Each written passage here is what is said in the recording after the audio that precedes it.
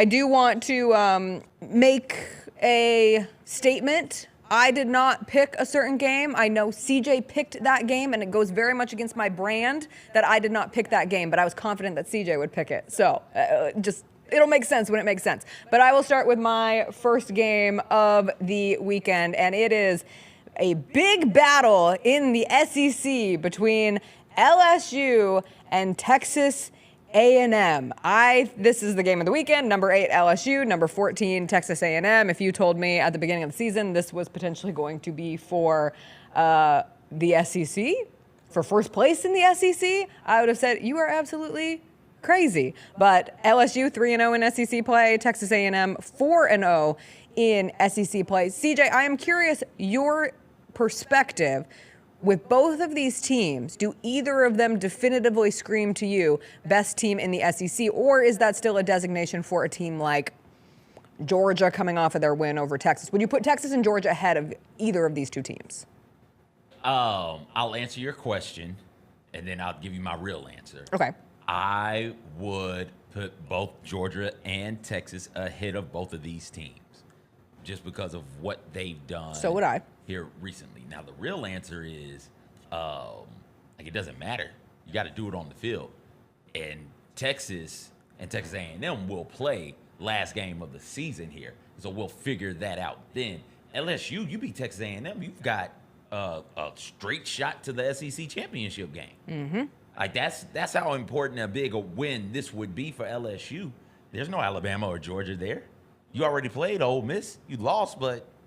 No, you won. Excuse me. You won. You beat Ole Miss. This is your last super tough game. Arkansas beat them also. There's nothing left for LSU to worry about after this. So just got to go into College Station. Just got to go in there. Now, there is a scenario where we get some one-loss shenanigans. So LSU loses to Texas A&M. Texas A&M remains undefeated in the SEC. Texas A&M loses to Texas. So that gives all three of them one loss. And then you throw one loss to Georgia in there as well. Yes. And add one loss, or throw in one loss to Georgia or Tennessee or Vanderbilt into that mix. So let's go into the equally important SEC game of the week, because this was your first game. And that's why it's my first game. And that is why it is your first game. Because we're looking ahead to SEC championship weekend. And Texas can't afford another loss. And Vanderbilt is still right there in the thick of things. Right there in the thick of it. So ranked in the top 25. Ranked in the top 25. They're a top 25 team playing at home. Like that. Come on now. We're talking about something really, really special happening. How crazy would it be for Vanderbilt to get to a SEC championship game before Ole Miss? I would laugh until I cry. It would be insane. Yeah. It is so unfortunate. If there was anything I could do, if I was a time traveler and could go back in time, I would have some way to make Vanderbilt make that kick to beat Missouri. So yes, even if you had your bozo loss to Georgia State, but you don't have a conference loss at this point in the season, it would be everything to me. Some people would change important things in history. I won't shut up about the book I'm reading about if you could go back and change the JFK assassination, 11/22/63. You should all read it with me, by Stephen King. I would go back and simply make sure that the Vandy kicker made the kick, beat Missouri, and then we would be in a much different situation. Now, that said, I think Texas rebounds hard after their loss to Georgia last week. Just pulled up LSU's schedule. I misspoke. There's no way that you're getting one-loss Vanderbilt because they got to play LSU. Okay. So they got to play. LSU got Texas A&M this week, then Alabama, at Florida, home Vanderbilt, home Oklahoma. That's how they end their season.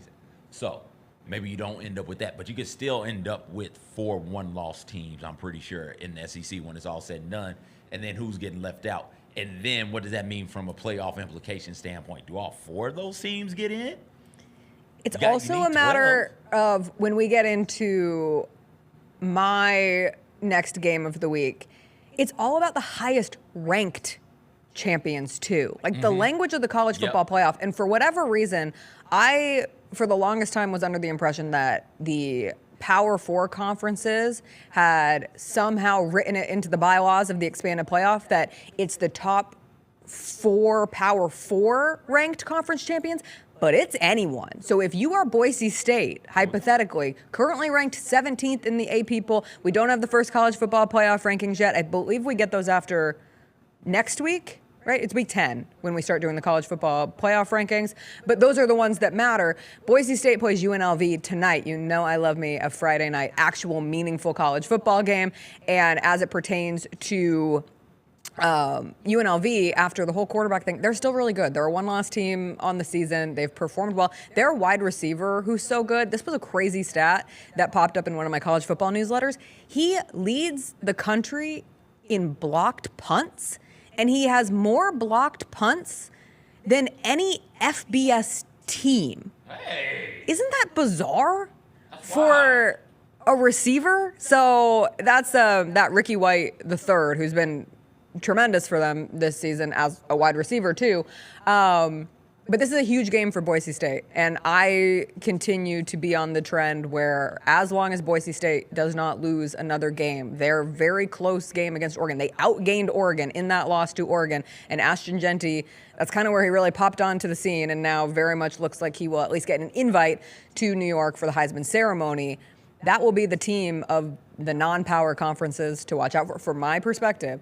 And now I'm just curious how high they can climb in the rankings where they could make, what if you have an SEC, what if Vanderbilt did get to the SEC championship game, won it, and was ranked lower than Boise State? That is the world I am rooting for in this college football playoff. There's no way in hell that would happen. The SEC champion and the Big Ten champion, those are going to be one for sure. It's really the Big 12 that is the Big 12 wobbliest of the group. And depending on who comes out of the ACC, like if it's SMU or Pitt, they could be further down. They could be further down than Boise. And I learned that. It's just the four highest ranked teams, four highest ranked champions, who get the buys by playing college football on the EA Sports. Yeah. That I was like, wait. Boise State shouldn't be getting a bye over me. Hold on, how does this work? And then I had to go look it up. It was like, oh, okay. My cousin's kid is in the band. I never know what to call your cousin's kids. Like, I just call them my cousins, but they're not my cousins. But I was always, because my parents were on the older side, like, I am significantly younger than all of my cousins. And so I'm actually maybe closer in age to my cousin's kids in some regard. Anyway, he's at Boise State. He's in the band at Boise State. And he was messaging back and forth with my dad, and he's the one who pointed it out. And so shout out to Cameron for keeping us honest about what that could look like, but that's what they're playing for. And you're right, like, if you have a Pitt who ends up, right now Pitt's ranked 19th, and I guess hypothetically, they still have SMU and Clemson on their schedule, so those are two top 25. That Clemson win maybe gets them some respect. I mean, even the SMU Pitt game will eliminate one of them. Yes. So you're operating that way. But this is where things get, anyone who said that the college football playoff in its expanded edition was going to be boring and not as meaningful, I don't understand your brains, because I love this side of it. I love the wacky and wild things that could still happen that make other teams or bigger conferences really, really angry. But Boise State has to get past UNLV tonight, and I don't think that's a gimme for Boise State either. So I'm excited. What was your second game? National implications as well. Think about all of these games we've named have legitimate national title implications, and that would not have been the case in years past, because there's no way in hell undefeated Navy would even be able to sniff a 14 playoff. God forbid it's a BCS type situation. They're not getting near that. And Notre Dame, after taking that bad loss at home to Northern Illinois, they're still right there in the thick of it. And this is Notre Dame versus Navy. It's a big-time rivalry, and it's a chance. There's Heisman Trophy implications as well when you think about the play of the Navy quarterback. I'm blanking on his name right now. Blake Horvath. You think about how well he's played this season and the jaw-dropping nature of some of his highlights and some of his stats on the season going into Notre Dame, and Notre Dame on the other side. Hey, you went out. You're one loss. Notre Dame is absolutely in. And now, where are they seated? I'm not sure. Would they be 5? Would they be 6 or 7? I'm not sure. But they would be in the 12-team playoff with one loss. Give me Notre Dame Navy. The Jessica Benson Show with CJ Hart, live every weekday at 8 a.m.